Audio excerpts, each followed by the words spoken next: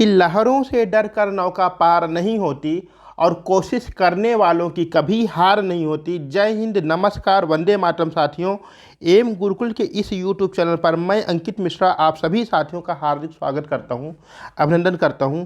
साथियों, आप लोगों को बहुत ही बेसब्री के साथ यह इंतजार होगा कि जल्दी से जल्दी आपका लोकसभा चुनाव संपन्न हो, इसके परिणाम आपके सामने आ जाए और बहुत जल्दी आपका यूपी री एग्जामिनेशन और नई भर्तियों का कैलेंडर अतिशीघ्र जारी हो जाए और एक बार फिर से आप लोगों को अपनी पूरी दमखम के साथ एक बार फिर से परीक्षा देने का मौका मिले। तो इन्हीं शुभकामनाओं के साथ मैं आप सभी भावी लोक सेवकों के लिए यह वीडियो समर्पित कर रहा हूं।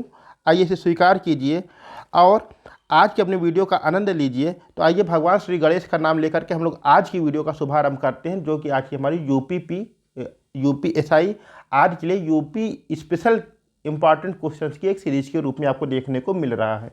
तो आइए पहला क्वेश्चन देखते हैं। कह रहा है कि चौरी चौरा की घटना कब हुई थी। आपको बताना है कि चौरी चौरा घटना कब हुई थी।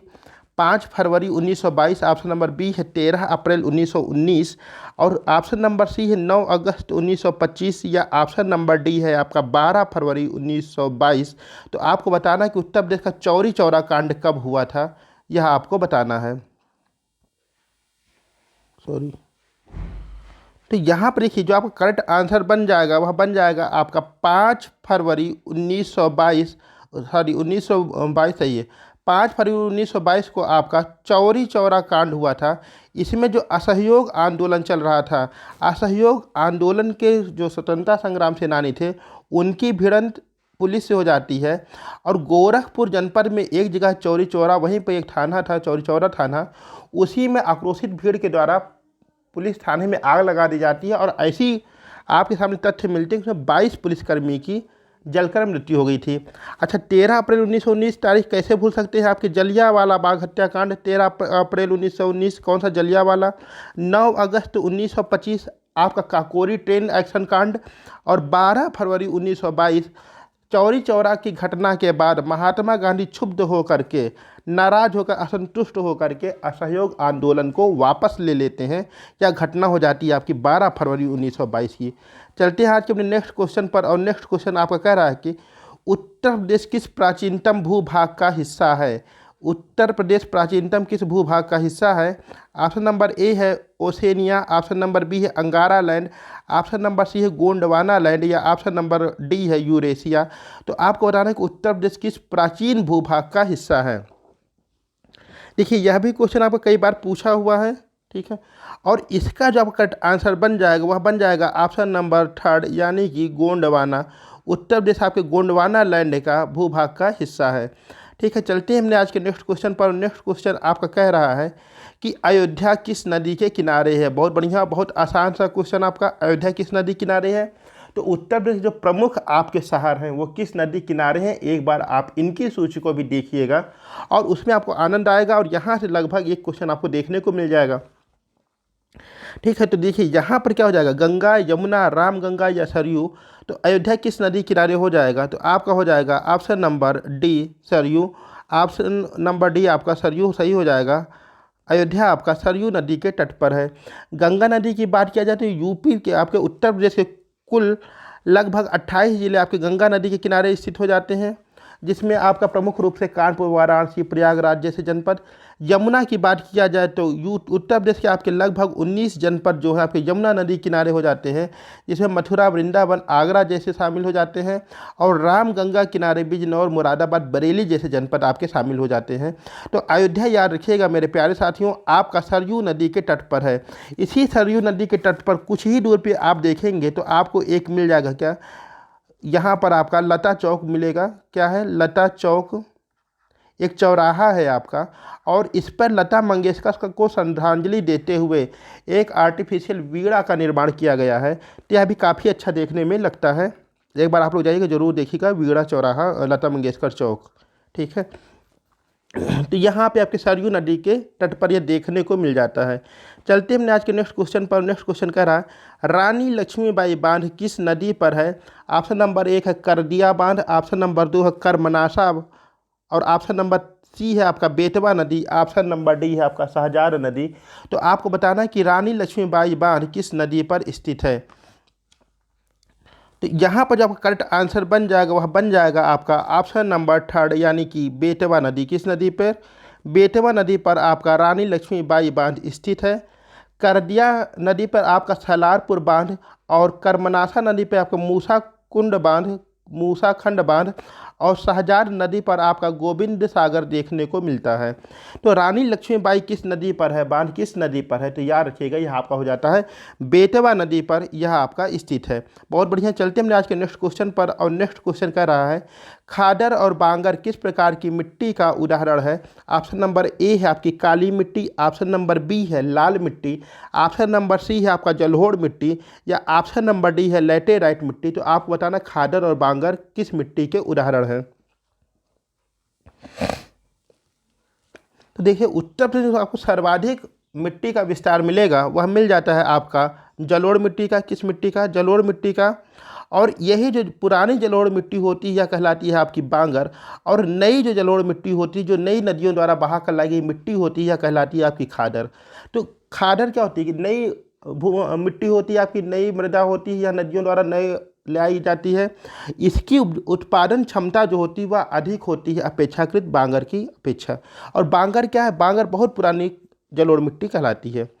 चलते हमने आज के नेक्स्ट क्वेश्चन पर। नेक्स्ट क्वेश्चन कह रहा है कि प्रदेश में अफीम फैक्ट्री कहाँ है? आपको बताना है प्रदेश में एकमात्र सरकारी अफीम फैक्ट्री वह कहाँ है आपकी। ऑप्शन नंबर एक है लखनऊ, बिल्कुल नहीं। दूसरा बाराबंकी, तीसरा है गाजीपुर, या चौथा है रायबरेली। ठीक, तो आपकी अफीम फैक्ट्री कहाँ स्थापित है? उत्तर प्रदेश में। तो यहाँ देखिए option number C will be correct answer, Ghazipur. Ghazipur में आपके जो है अफीम की फैक्ट्री स्थित है। जबकि अगर बात किया जाए कि सर्वाधिक उत्पादन कहाँ होता है, तो सर्वाधिक उत्पादन के मामले में आपका उत्तर बाराबंकी हो जाएगा। उत्पादन में कौन हो जाएगा? बाराबंकी जिला हो जाएगा जो सर्वाधिक उत्पादन करता है। और जो सरकारी अफीम फैक्ट्री है वह आपकी गाजीपुर में देखने को मिलती है। इसी के साथ ही साथ गाजीपुर से एक नाम और याद रखिएगा कि लॉर्ड कॉर्नवालिस का जो मकबरा है वह भी आपका कहाँ पर है? गाजीपुर में ही देखने को मिलता है। ठीक है, चलते हमने आज के नेक्स्ट क्वेश्चन पर। और नेक्स्ट क्वेश्चन आपके स्क्रीन पर मेरे प्यारे साथियों ये रहा, कह रहा है कि उत्तर प्रदेश में आंवला का सर्वाधिक उत्पादक जिला कौन सा है? ऑप्शन नंबर ए है रायबरेली, ऑप्शन नंबर बी है प्रतापगढ़, ऑप्शन नंबर सी है फैजाबाद, या ऑप्शन नंबर डी है प्रयागराज। तो उत्तर प्रदेश में आंवला का उत्पादन किस जिले में सर्वाधिक होता है? देखिए आंवला जो होता है आपका विटामिन सी से भरपूर होता है, एक रिच सोर्स आपका माना जाता है विटामिन सी का। तो इसके उत्पादन में कौन सा जिला आपका शीर्ष पर है? तो याद रखिएगा वह आपका प्रतापगढ़ जनपद हो जाता है। कौन सा? प्रतापगढ़ जनपद उत्तर प्रदेश में आपके आंवला के उत्पादन में अग्रणी जिला है आपका। इसी के साथ ही साथ प्रयागराज बात किया जाए, प्रयागराज आपका जो हो जाता है वह हो जाता है आपके अमरूद उत्पादन के लिए जो एक प्रसिद्ध जिला है वह हो जाता है आपका प्रयागराज। ठीक है, चलते हमने आज के नेक्स्ट क्वेश्चन पर। और नेक्स्ट क्वेश्चन क्या कह रहा है? नेक्स्ट क्वेश्चन आपका कह रहा है, एक मिनट, लाख बहोसी पक्षी विहार कहाँ स्थित है? पहला है ऑप्शन है रायबरेली, ऑप्शन नंबर बी है कन्नौज, ऑप्शन नंबर सी है गोंडा, या ऑप्शन नंबर डी है मैनपुरी। आपको बताना है कि लाख बहोसी पक्षी विहार कहाँ स्थित है। अच्छा, अगर रायबरेली ज़िले से जो भी मेरे भाई बहन इस वीडियो को देख रहे हैं, एक बार ज़रूर जो है कमेंट बॉक्स में लिखेंगे। मैं देखना चाहता हूँ मेरी रायबरेली कितने लोग मेरा वीडियो देखते हैं। ठीक, तो लाख बहोसी पक्षी विहार कहाँ स्थित है? तो देखिए लाख बहोसी कहाँ हो जाएगा आपका? Option number B Kannauj. कौन सा? Option number B Kannauj. और कन्नौज को हम लोग इत्र नगरी के भी नाम से जानते हैं। किस नाम से जानते हैं? इत्र नगरी के नाम से जानते हैं। इत्र नगरी के नाम से हम लोग कन्नौज को जानते हैं। इसी के साथ ही बात किया जाए रायबरेली में कौन सा फेमस है, तो रायबरेली में आपका समसपुर पक्षी विहार हो जाएगा जो कि बहुत फेमस है। इसके साथ ही साथ आपका गोंडा में पार्वती अर्गा, और मैनपुरी में समन पक्षी विहार, या जिसे हम लोग सामान पक्षी विहार के नाम से जानते हैं, आपका मैनपुरी में देखने को मिल जाएगा। रायबरेली समसपुर, कन्नौज आपका लाख बहोसी, गोंडा पार्वती अर्गा, और मैनपुरी आपका समन पक्षी विहार देखने को मिल जाता है। Correct answer.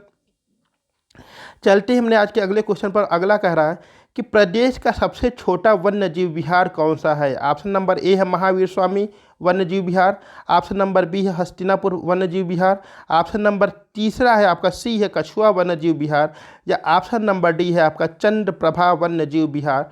तो आपको बताना उत्तर प्रदेश का सबसे छोटा वन्यजीव विहार कौन सा है। तो देखिए यहाँ पर आपका करेक्ट आंसर बन जाएगा, वह बन जाएगा आपका महावीर स्वामी पक्षी विहार। कौन सा? महावीर स्वामी पक्षी विहार आपके उत्तर प्रदेश का सबसे छोटा वन्यजीव विहार है। और अगर बात किया जाए इसकी स्थिति की कि यह कहाँ स्थित है, तो यह आपके ललितपुर ज़िले में है। कहाँ पर है? ललितपुर। और ललितपुर अभी इसकी चर्चा हुई थी कि एक ऐसा ज़िला उत्तर प्रदेश का जहाँ यूरेनियम की मात्रा पाई जाती है। और साथ ही साथ कैसे इसको भूल हम लोग नहीं सकते हैं कि मध्य प्रदेश से 3 ओर से घिरा हुआ जो आपका ज़िला है वह है उत्तर प्रदेश का ललितपुर ज़िला। बहुत बढ़िया। हस्तिनापुर आपका कहाँ पर है? हस्तिनापुर आपका मेरठ, सहारनपुर, मुरादाबाद जैसे क्षेत्रों को लेकर के हस्तिनापुर एक आपका बना हुआ है। कछुआ वन्यजीव विहार कहाँ पर है? यह आपका वाराणसी में। और चंद्रप्रभा वन्यजीव अभयारण्य आपका चंदौली में देखने को मिलता है। बहुत बढ़िया। चलते हैं अपने आज के नेक्स्ट क्वेश्चन पर। और नेक्स्ट क्वेश्चन आपके स्क्रीन पर ये रहा। और इसी के साथ ही साथ अगर आप लोग चैनल पर साथियों नए हैं तो चैनल को सब्सक्राइब अवश्य कीजिए और इसे ज़्यादा से ज़्यादा अपना सहयोग प्रदान कीजिए, इसे लाइक कीजिए और इसे शेयर भी करिए। आपका एक सब्सक्रिप्शन हमारे लिए मोटिवेशन का काम करता है। तो आपका क्वेश्चन आपके स्क्रीन पर ये आ गया, कह रहा है प्रदेश के किस जिले में यूरेनियम के भंडार पाए जाते हैं? ऑप्शन नंबर ए है बांदा, ऑप्शन नंबर बी है ललितपुर, ऑप्शन नंबर सी है मिर्ज़ापुर और ऑप्शन नंबर डी है नन ऑफ दीज यानी नॉट। तो इसका तो भी पहले हम लोग आंसर बता ही चुके हैं। ये तो क्वेश्चन लीक हो गया भाई पहले ही। प्रदेश के किस जिले में यूरेनियम के भंडार पाए जाते हैं? अभी चर्चा हुई थी। कौन सा? ललितपुर में यूरेनियम के कुछ भंडार देखने को पाए जाते हैं। और इसी के साथ ही साथ अभी बात हुई थी कि मध्य प्रदेश के जो 3 ओर से घिरा हुआ जिला है उत्तर प्रदेश का, वह भी कौन सा है? आपका ललितपुर जिला है। अच्छा, बांदा। बांदा में क्या पाया जाता है? तो कुछ मात्रा में बांदा में आपके हीरे पाए जाते हैं। क्या पाया जाता है? हीरा पाया जाता है। कुछ मात्रा में, बहुत ज़्यादा नहीं, कुछ मात्रा में आपका हीरा पाया जाता है बांदा पे। अच्छा, मिर्ज़ापुर में क्या पाया जाता है? तो मिर्ज़ापुर में आप संगमरमर हो गया और इसी के साथ ही साथ पोटास हो गया, इमारती पत्थर हो गए, ये सब आपके मिर्ज़ापुर में देखने को मिलते हैं। ठीक है, चलते हमने आज के नेक्स्ट क्वेश्चन पर। और नेक्स्ट क्वेश्चन कह रहा है कजरी मुख्यतः किस क्षेत्र में गाई जाती है? ऑप्शन नंबर ए है आपका बुंदेलखंड, ऑप्शन नंबर बी है मिर्ज़ापुर, ऑप्शन नंबर सी है पूर्वांचल या ऑप्शन नंबर डी है कानपुर। तो देखिए कजरी क्या होती है कि बारिश के समय में, सावन के महीने में महिलाओं के द्वारा झूला झूलते हुए यह गीत गाया जाता है जिसे हम लोग कजरी नाम से जानते हैं। कुछ इस प्रकार से होता है, हरे रामा रिमझिम करे बरसे पनिया, झूले राजा राधा रनिया हे हरी करके कुछ इस टाइप का गाना होता है। ठीक है, तो यहाँ पर आपका कौन सा सही हो जाएगा? बुंदेलखंड, मिर्ज़ापुर, पूर्वांचल या कानपुर। तो आपका जो करेक्ट आंसर बन जाएगा वह बन जाएगा आपका option number B Mirzapur. Mirzapur में आपका मुख्य रूप से कजरी का गायन किया जाता है। वहीं अगर हम लोग आल्हा की बात करेंगे तो आल्हा आपका जो है बुंदेलखंड में गाया जाता है, बिरहा आपका हो जाएगा पूर्वांचल से और कानपुर से आपकी नौटंकी फेमस हो जाएगी। बहुत अच्छा, चलते हैं हमने आज के नेक्स्ट क्वेश्चन पर। और नेक्स्ट क्वेश्चन कह रहा है उत्तर प्रदेश में परमाणु ऊर्जा केंद्र कहाँ स्थित है? ऑप्शन नंबर ए है मथुरा, दूसरा सिंगरौली, ऑप्शन नंबर सी है नरौरा, ऑप्शन नंबर डी है आपका अलीगढ़। तो आपको बताना है कि परमाणु ऊर्जा केंद्र कहाँ पर स्थित है। तो इसका जो मेरे प्यारे साथियों करेक्ट आंसर बन जाएगा वह बन जाएगा आपका ऑप्शन नंबर सी यानी कि नरौरा में आपका उत्तर प्रदेश का परमाणु ऊर्जा केंद्र स्थित है। ठीक, चलते हमने आज के नेक्स्ट क्वेश्चन पर। और नेक्स्ट क्वेश्चन आपकी स्क्रीन पर मेरे प्यारे साथियों ये रहा, कह रहा है कि उत्तर भारत का मैनचेस्टर किसे कहा जाता है या कहलाता है? ऑप्शन नंबर ए है आपका लखनऊ, ऑप्शन नंबर बी है आपका प्रयागराज, ऑप्शन नंबर सी है आपका वाराणसी या ऑप्शन नंबर डी है आपका कानपुर। तो आपको बताना कि उत्तर भारत का मैनचेस्टर कौन सा आपका शहर कहलाता है। तो देखिए यहाँ पर आपका करेक्ट आंसर बन जाएगा, वह बन जाएगा आपका ऑप्शन नंबर डी कानपुर। उत्तर भारत का आपका मैनचेस्टर कहलाता है। अच्छा, इसी के साथ ही यह भी आपके क्या है, गंगा नदी के किनारे बसा हुआ है। कौन सा? कानपुर। और आपका वाराणसी भी क्या है? वाराणसी भी आपका गंगा नदी के किनारे ही बसा हुआ है। लेकिन दोनों में अंतर क्या कि गंगा नदी के जो दाहिने तट पे आपका शहर बसा है कानपुर, जबकि वाराणसी जो है वाराणसी गंगा नदी के बाएं तट पर स्थित शहर है। इस बात को याद रखिएगा, एक बार आपका लोअर पीसेस में एक क्वेश्चन पूछा हुआ था। ठीक है, चलते हमने आज के अगले क्वेश्चन पर। कह रहा प्रदेश का राजकीय पक्षी क्या है? ऑप्शन नंबर ए है तोता, ऑप्शन नंबर बी है कोयल, ऑप्शन नंबर सी है मोर या ऑप्शन नंबर डी है सारस।